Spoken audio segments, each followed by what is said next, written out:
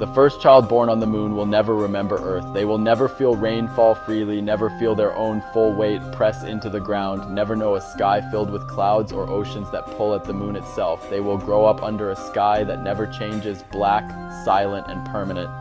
And long before that child learns to speak or walk or understand where they are, their body will already be changing in ways that may make Earth forever unreachable. This is not science fiction. This is biology, this is physics, and this is the future we are quietly approaching. Before we begin, if you're interested in humanity's future in space, the science that shapes it, and the ethical questions it raises, consider subscribing to the channel. These stories are only just beginning. The moon is close, just 3 days away, but biologically it may be farther from Earth than Mars. Gravity on the moon is only 1/6 that of Earth. For adults, this feels liberating, lighter steps, higher jumps, less strain, but for a developing human body, gravity is not a convenience, it is a signal. From the moment life begins, gravity tells cells how to organize. It guides bone growth, muscle strength, blood circulation, and balance. Remove most of it and development follows a different path. A child born on the moon would not simply be an Earth human living elsewhere, they would be something subtly different. On Earth, bones grow dense and strong because they must resist gravity. Every step, every fall, every heartbeat stresses the skeleton just enough to make it adapt.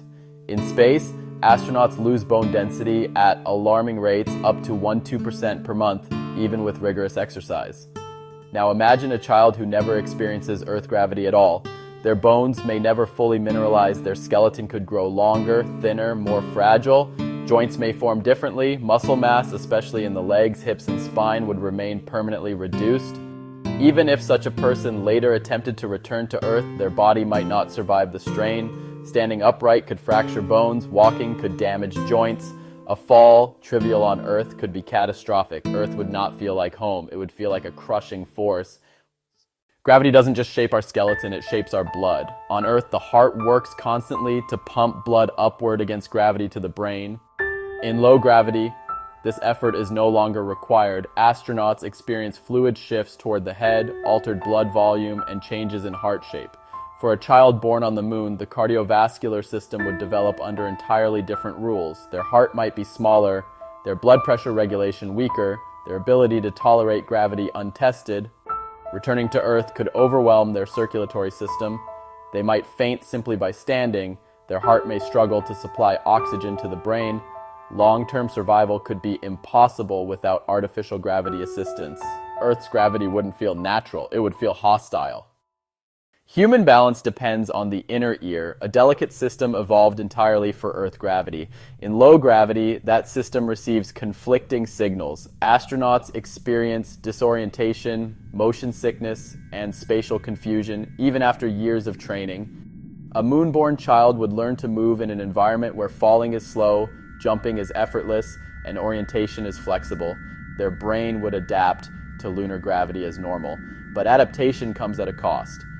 Their balance system may never calibrate correctly for Earth. Simple movements could become nauseating, coordination could break down, they might never learn how to fall safely. Earth would feel unpredictable, unstable, dangerous. Unlike Earth, the moon has no global magnetic field, no thick atmosphere, no protective shield. Cosmic radiation and solar particles reach the lunar surface almost unhindered. Adults can tolerate limited exposure, but developing cells, especially in embryos and children, are far more vulnerable. Radiation increases the risk of DNA damage, developmental abnormalities, cancer later in life, neurological effects still poorly understood. Lunar habitats will require heavy shielding, buried structures, regolith walls, artificial protection. Even then, exposure will be higher than on Earth. A moon-born child would carry the biological imprint of that environment for life, not visibly, not immediately, but irreversibly. We do not yet know if human pregnancy can safely occur in low gravity. Animal studies suggest serious risks: altered embryonic development, abnormal organ formation, problems with bone and muscle growth, complications during birth. Labor itself relies on gravity. On Earth, gravity assists fetal positioning and delivery. On the moon, those forces are absent. Medical intervention would be constant. Pregnancy would be experimental, ethically fraught, scientifically uncertain. The first moon-born child would exist because humanity decided the risk was acceptable. That decision will define us. Beyond biology, there is identity. A child born on the moon would grow up knowing Earth only as an image, a distant world in the sky, a place others came from but not them. They would live in sealed habitats, artificial lighting, recycled air, strict schedules. Their world would be small, safe but constrained.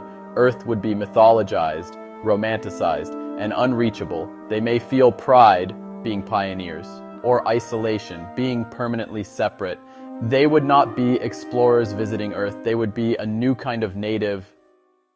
Over time, moonborn humans would develop their own culture. Different body language, different movement, different values shaped by scarcity, fragility, and cooperation. Earth culture is built on abundance and gravity. Lunar culture would be built on limits. Every breath counted, every resource recycled, every life interdependent. They would not see Earth as home.